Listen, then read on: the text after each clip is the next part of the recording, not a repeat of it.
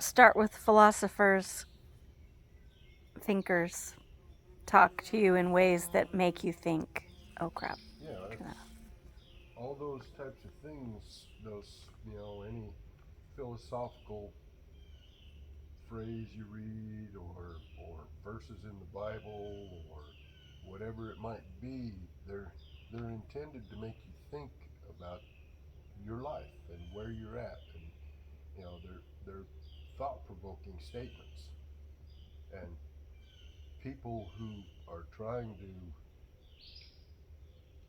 lead you down that path to where you're going to understand and grow and become who you are supposed to become, they speak to you in ways that make you think. And if you take that thought and the interpretation that you had in that day, and you put it in a box and you say, this is what it always means, you just broke it. You shut it down. You didn't let it continue working, Yeah. because you could read that same thing tomorrow and it make you think of something just a little bit different. You know, Is there and a woodpecker right here somewhere? it could be, There's something scrabbling, scratching, pecking. well, probably a little woodpecker up there. But yeah, that's, from prophets to philosophers to, even Jesus himself. You know, they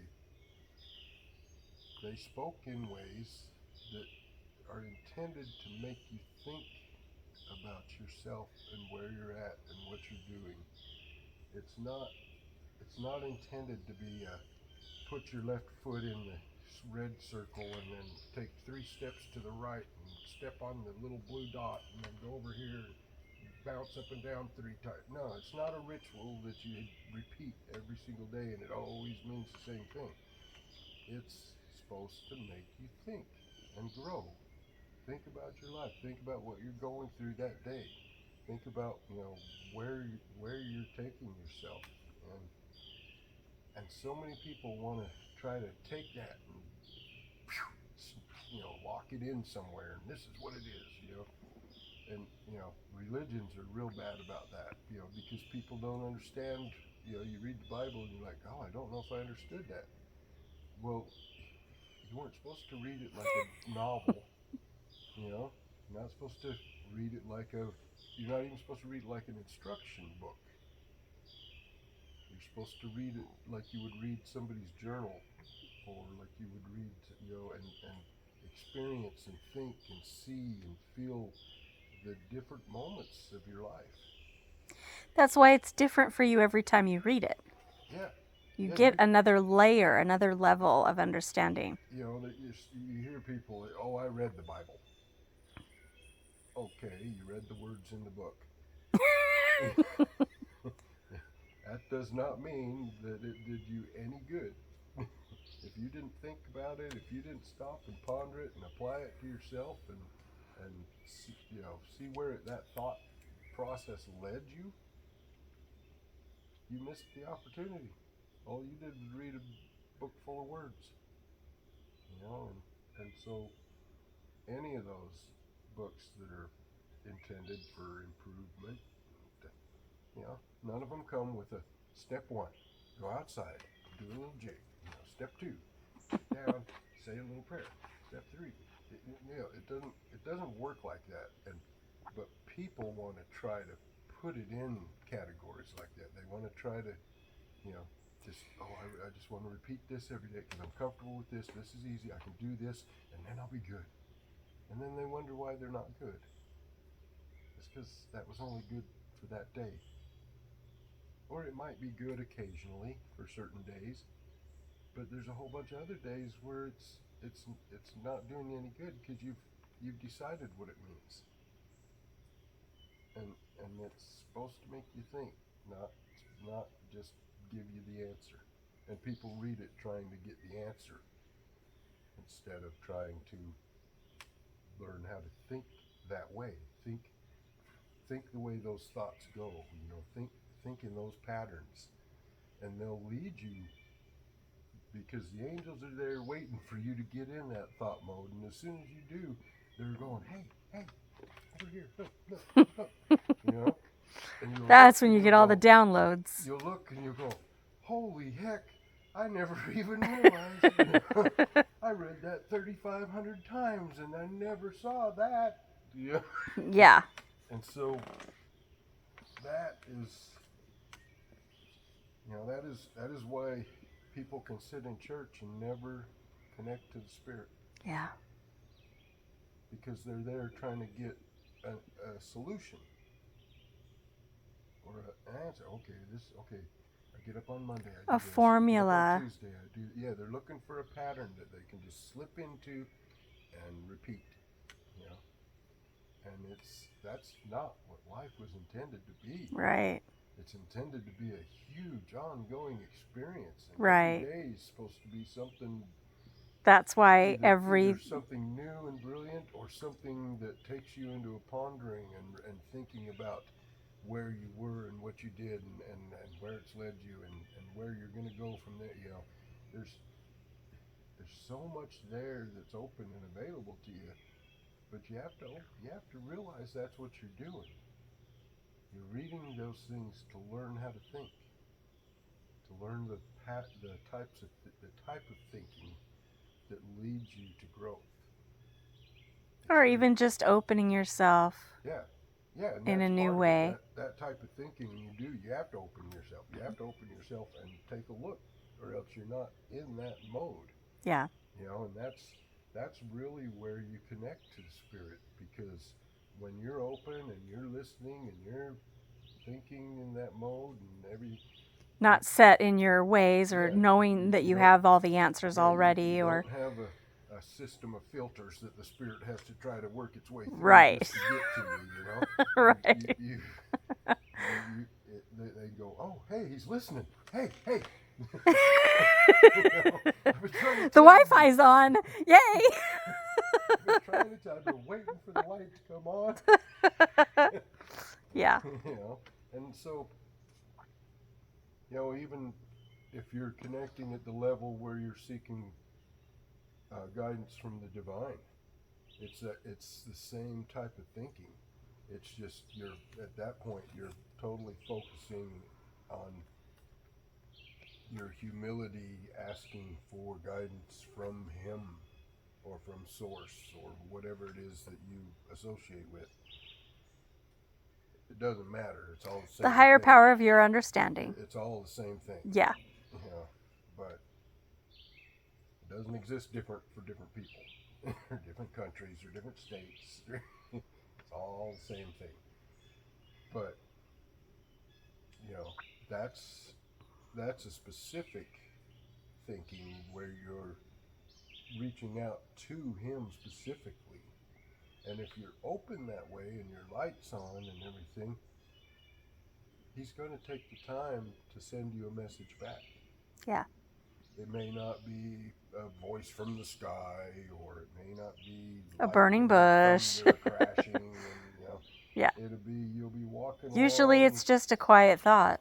Yeah, you'll have thoughts at the time, and you probably feel like, oh, I wonder if I'm going to get an answer or whatever.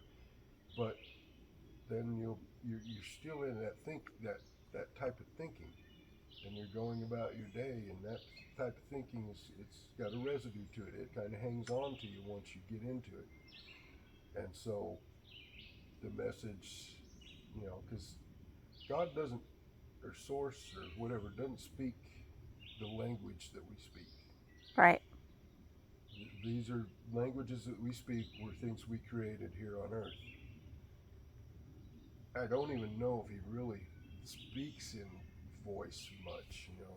He probably most of the time can just look at somebody and they see the look in his eyes and they know immediately what he's thinking. Right. It's a telepathic thing, most likely. Yeah, and that's part of a vibrational thing. That's part of being open to everything. Right. Because when you're open to everything, you're also exposed to everything. Which is... It can be damn uncomfortable. Sounds scary and intimidating and uncomfortable, but it's actually freeing. It's actually amazing and beautiful. beautiful. Yeah. It's and so many people just fail to ever grasp that.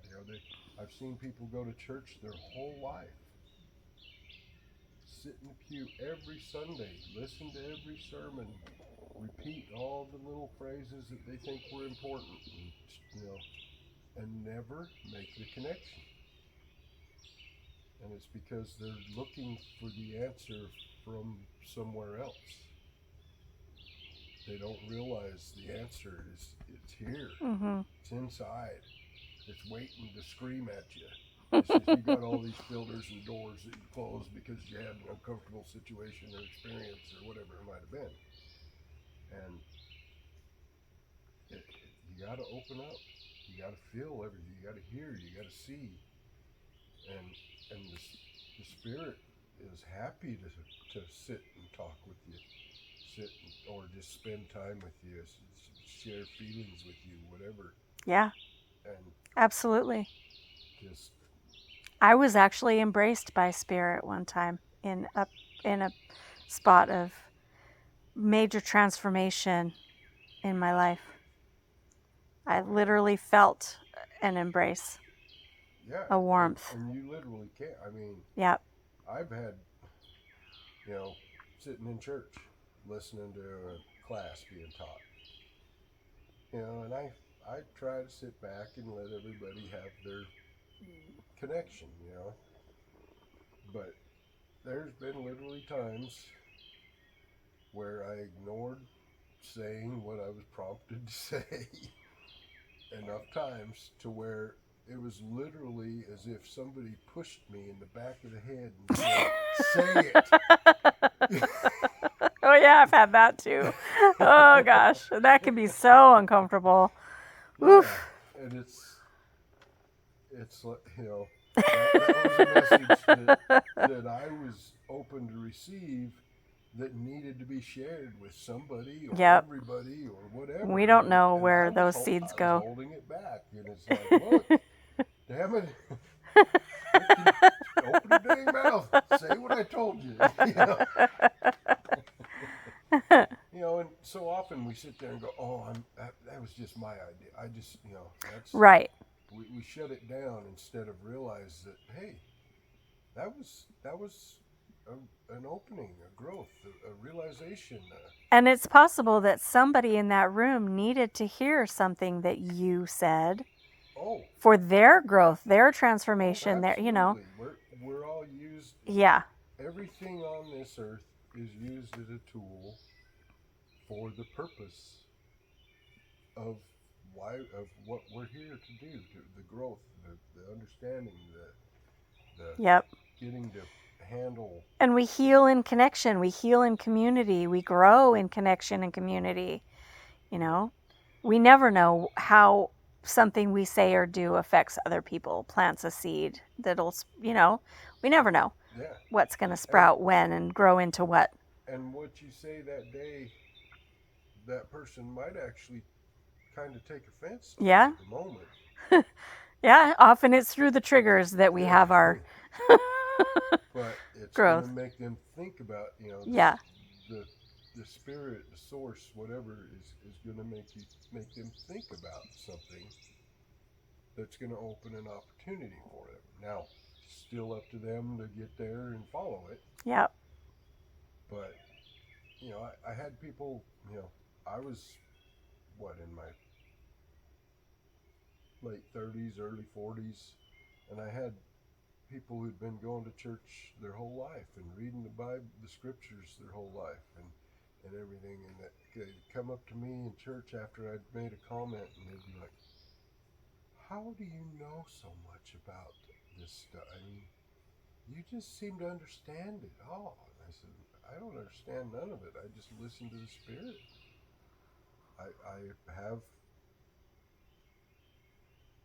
figured out how to tap into that thought pattern, that opening myself up, being available, being present, looking at myself as much as I'm exposing myself, and when you're doing that, it's amazing the way the mind can work and circle around and touch back on things that's been waiting to be touched on because you've been hiding from them.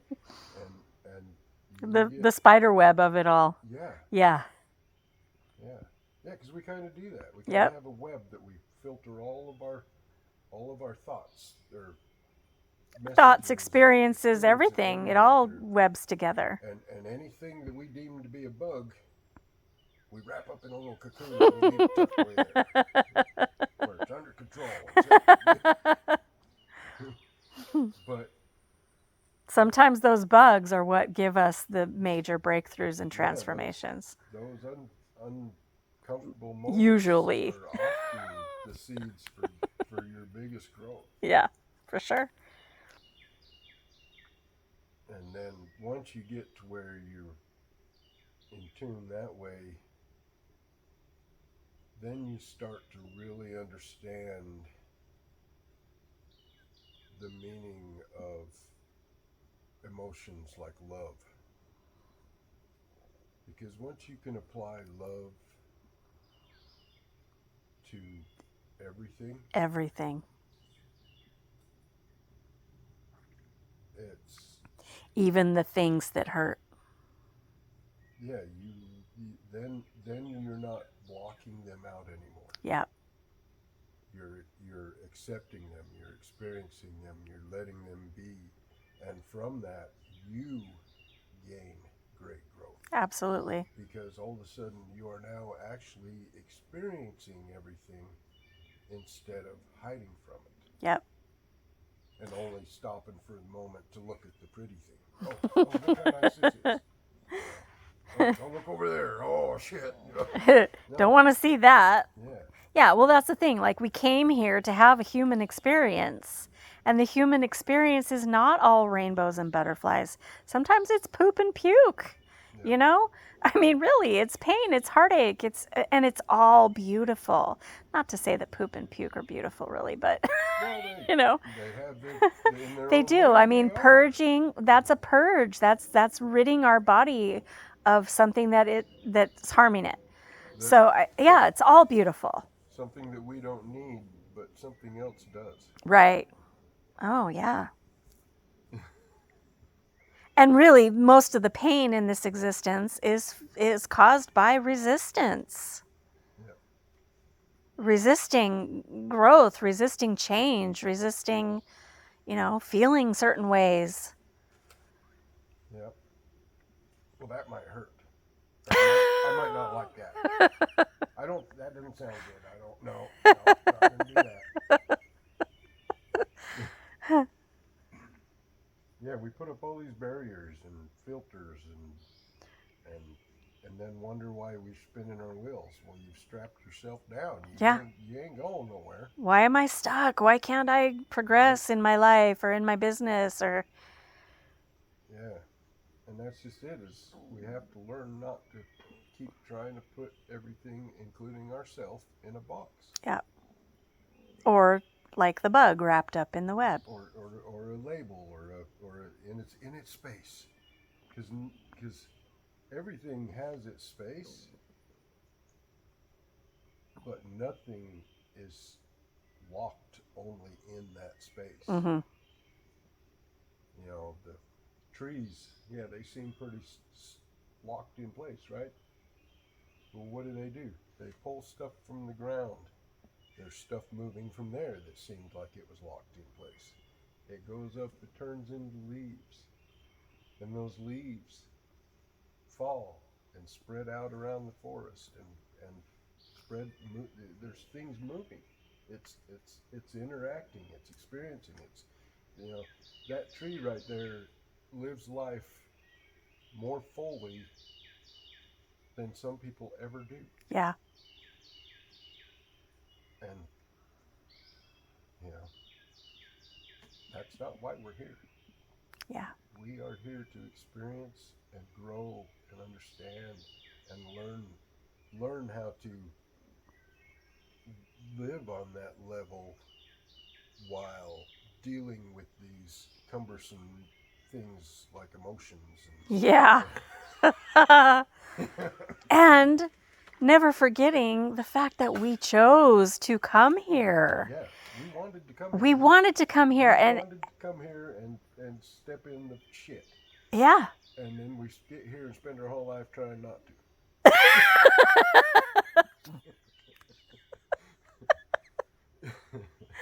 Yeah. I mean, seriously, I feel like Earth is a special, special place. And it's hard. And everybody needs this lesson, these lessons. And maybe there's like a long line, right? There's a waiting list to get in. Yeah, And then we get here, part of that is we forget why we came and that we chose to come and whatever, but we get here and yeah, we spend our lives trying to stay comfortable. I feel like the Earth experience is one that people that is desired. Yeah. It's one that it's like big box office hit out there. It's like, Yep. oh man, you got to go do the Earth one. Earth is you got to see that one. Yep. And we came here for the experience that the Earth provides. Yep. And all the experiences that the Earth provides, all of them. Yep. Yeah. It's we came here to be like the leaf, to struggle, to become, and to decay and to move on. And our fear of that decay and move on is one of the things we filter a lot through, because we don't want to decay. We want to live forever,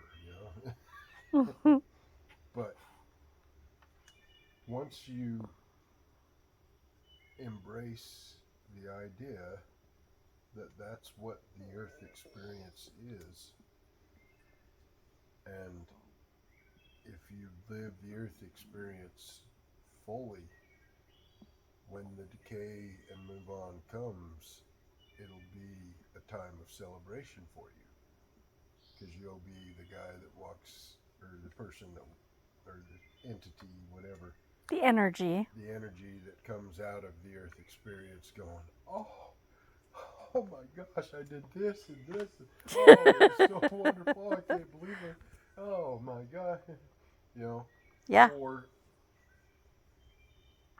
you'll be the person that comes out of, or you'll be the entity that comes out of there going, oh God, that was a nightmare.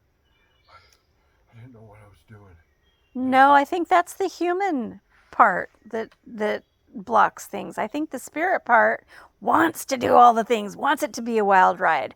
And so, let's give the spirit the wild ride, right? We don't want the spirit to be after this existence going, man, Yeah. the ride broke down halfway through. Yeah. Well, and really that is how it would be. It'd be like, oh man, I really didn't. I didn't really get to do much this time. I got to spend 70 years being miserable. Hiding in the closet. Yeah. And And that's I was just talking to somebody the other day. I feel like there are, multiple planes of existence, multiple realities, multiple dimensions, right? And so there are infinite numbers of versions of me, living, and you can't mess it up. You can't mess it up, because even if you spend 70 years being miserable, that's one version of you, right? And another version of you, you think, oh, I wish I had done this or that or whatever. Some version of me did, right? And so I wonder if our spirit gets to do all of these things all at once, and then afterwards can put them all together. I don't know if that makes any sense, but yeah, I digress. Anything, Yeah, it's easy to get out on a branch. Yeah. Because anything ultimately is possible because we. Right? And so the spirit wants to experience all the things, and it needs multiple experiences, multiple dimensions, multiple timelines, layers, whatever, in order to do that. And so, myself right now can think, hey, cool, there's a part of there's a version of me that did take that path when I was 20 and lived that other life. And, when this life is all over, I kind of feel like I'll get to see the whole movie. Like this is just a scene or two, right? Really. And when this existence is over, I'll get to see the whole movie. I'm excited about that.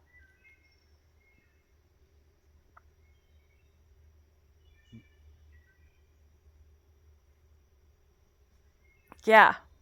We got dead air now. Sorry, I derailed you. You jumped back out on the same branch. I did. I just had to finish the thought. And yeah, there may be some kind of,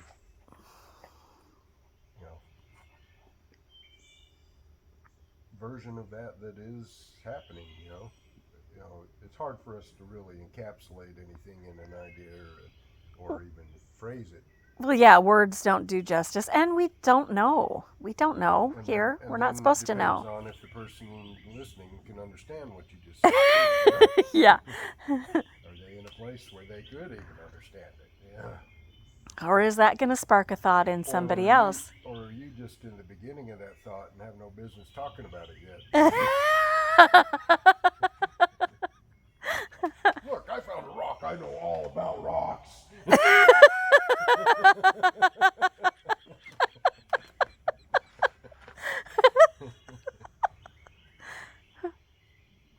But yeah, experience.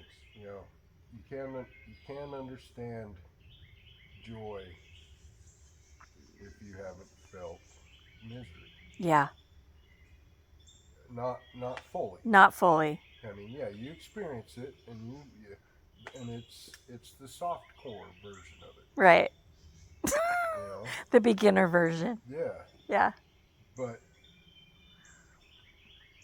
when you've spent 2 months walking around in the mud,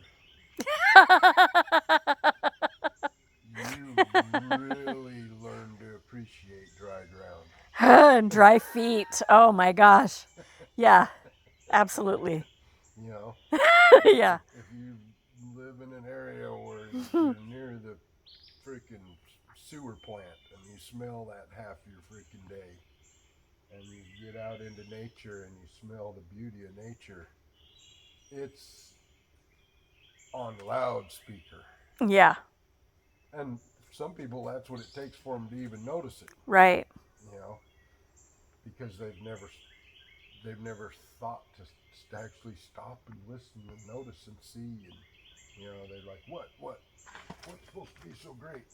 It's like, well, no, there's not any one thing you're going to find out here there's why you came. Oh, but there's a million baby tiny things. All of it. Yeah.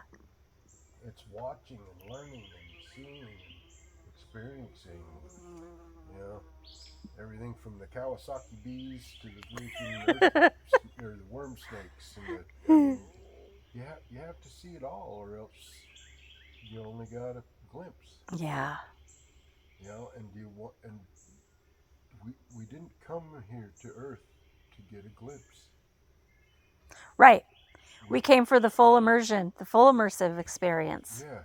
Yep. We didn't pay for access to the whole ski slope just to stay on the kiddie hill. Yep. Yep. And that requires, bravery. It requires being uncomfortable. It requires falling down the hill a few times and going, holy hell, what was that all about? Yeah. Okay, everything's still working. I guess I'll get up and try again. But yeah, after that comes the experience where you're coming down the hill and everything's moving just perfect, and it's easy and it's beautiful and it flows and the the sky is lit up just the right way, and it just, and you have that experience that you get to Mm-hmm. do because you went ahead and experienced everything that led up to it. Yeah. If You earned it. Yeah, Yeah. and that's what we came here for, was for that experience, the culmination of experiences that lead up to the full beauty of and love and connection and everything that, because once you've had all that, then you see the poop and you know that it's going to turn into something beautiful. Yeah. And You see it as fertilizer, not as, muck. Yeah.